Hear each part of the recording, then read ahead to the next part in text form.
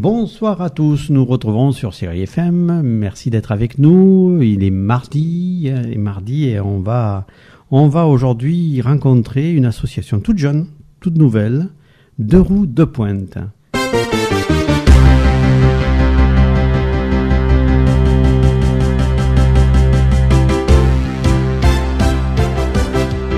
Je rencontre donc Florence Lancial et Nicolas Savant-Héra, puisqu'on ne doit pas faire la liaison. Voilà, je ne l'ai pas faite.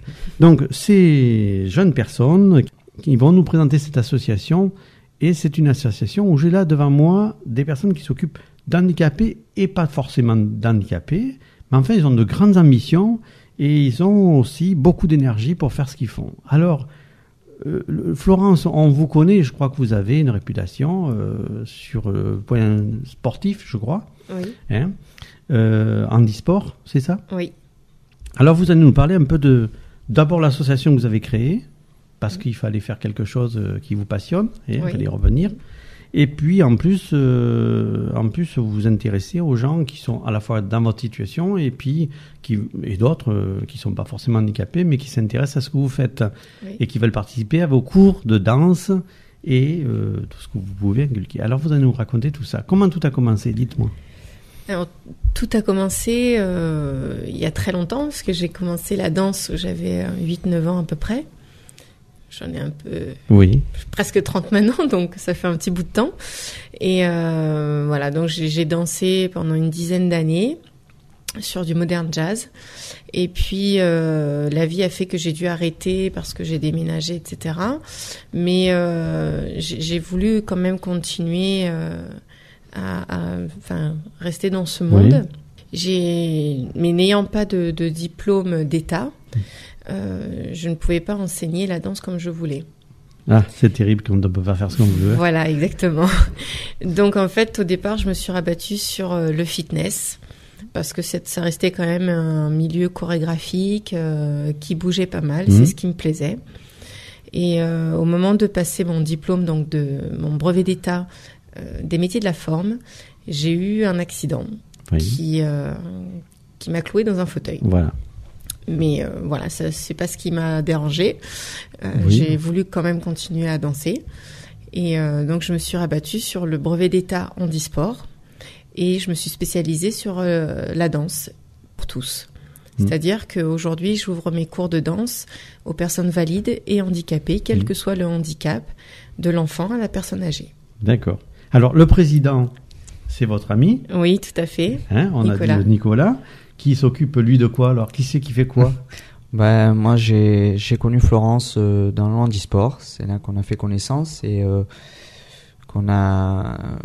qu'aujourd'hui, on fait un petit bout de chemin ensemble. Et c'est vrai que son projet de continuer la danse et d'offrir la possibilité à toute personne, quel que soit l'âge ou le handicap, qu'ils soient mental ou physique, de sortir un peu de ses habitudes et de pratiquer la danse m'a donné envie de la soutenir, même si moi je pratique pas. Voilà, j'allais vous demander comment ça se passait pour vous, puisque vous êtes aussi sur une chaise, vous aussi. Oui, tout à fait. D'accord. Je suis en fauteuil. Fauteuil roulant. Ce n'est pas un accident, c'est un handicap de naissance.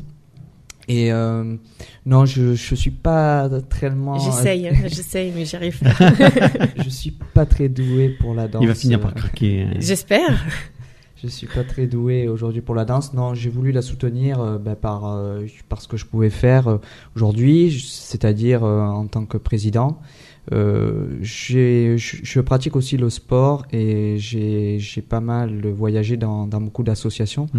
Donc j'essaye d'apporter un petit peu ce que je peux à ce niveau-là pour l'orientation de l'association dans la recherche de partenaires, de planning ou de donner des idées lorsque j'en ai. Mais c'est pas des idées chorégraphiques. D'accord. Reste là. Chacun. Alors là, c'est plutôt administratif et commercial. Ouais, voilà. Et voilà, on va dire ça. Et puis d'autre côté, on reste dans la culture et l'art. Voilà. Voilà. D'accord. Donc, alors, tout ça, c'est un programme, mais l'association n'est pas si vieille que ça. Non, elle a un an tout juste. Elle a un an tout juste. Comment on fait des choix comment là pour arriver à comment on décide ça en fait? C'est un objectif, c'est quelque chose qui était. En fait, quand j'étais plus jeune, c'est vrai que je voulais déjà. Au départ, j'avais des rêves un peu plus grands. Oui, on est jeune. Voilà, c'était de monter une école de danse avec une amie. Où on pouvait y mêler danse et fitness. Ouais. Ça aurait pu regrouper mes deux mondes, mais bon, la vie a fait que ça s'est pas fait. Vous aimez bien multiplier les choses, je vois. Oh, Depuis qu'on a discuté un petit peu avant, j'ai vu que vous voulez atteindre tout le monde comme ça. Oui. Il faut... Sinon c'est trop simple. Non, mais voilà. Après, j'étais en région parisienne. Je suis partie de la région. Je suis venue m'installer dans le sud. Et étant donné que je suis partie sur un coup de tête, je ne connaissais pas grand monde ici. Donc j'ai essayé de taper un peu aux portes des associations qui étaient déjà créées. Ouais. Et pas évident. C'était pas évident. Déjà de convaincre les personnes que moi je pouvais enseigner la danse en étant moi-même dans un fauteuil. Ouais. Et en plus de convaincre les personnes qui étaient en situation de handicap que ces personnes pouvaient danser. Les gens se rabaissent beaucoup et ne se lancent pas dans des projets comme ça. Et j'ai trouvé ça dommage. Je me dis, il faut que je trouve une solution, quoi. Et puis en cherchant, il y a une association qui m'a laissé une chance. Donc on a essayé. Après, pareil... La vie a fait que nos chemins se sont séparés, mais j'ai quand même continué. Et je me suis dit, voilà, il faut que je continue dans cette voie parce que, en cherchant bien, je me suis aperçue qu'il y avait quand même de la demande.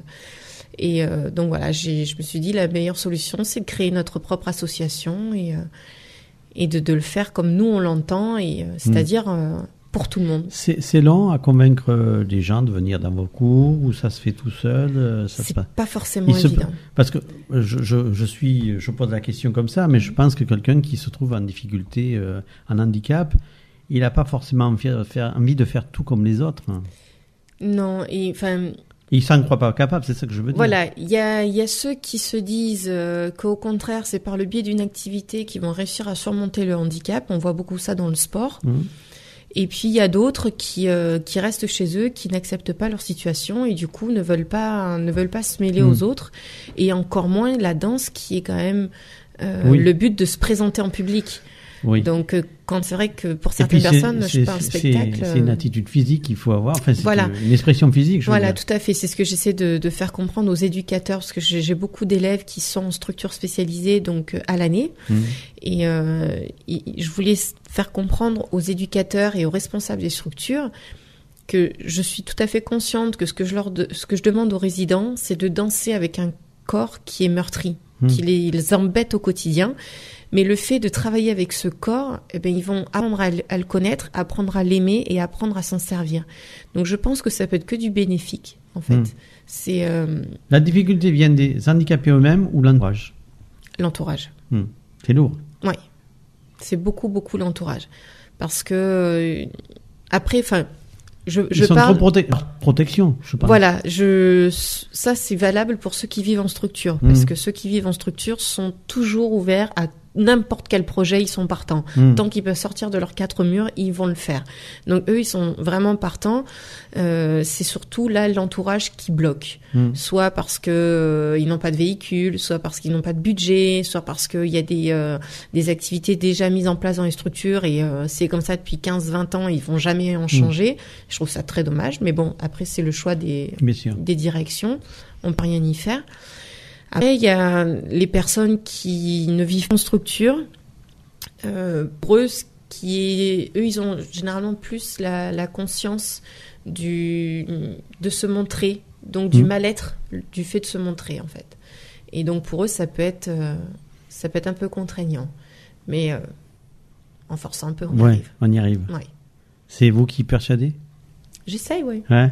En fait, j'essaye de tout tourner sur le plaisir et l'humour, et leur dire, regardez, je suis comme vous, et je m'en fiche royalement de ce que les autres vont penser. Ce que je veux, c'est aller m'amuser sur une scène et me faire plaisir, quoi. Ouais. Donc voilà, petit à petit, on y arrive. Ouais. Oui, quand on vous regarde, on n'a pas l'impression qu'il y a un handicap quelque part. C'est ce que j'aimerais faire passer à tous mes élèves et qu'eux ressentent la même chose. Ouais. Ben, on va s'interrompre pour une page de publicité et puis on se retrouve tout de suite après. D'accord. 16h, 20h sur Chérie FM.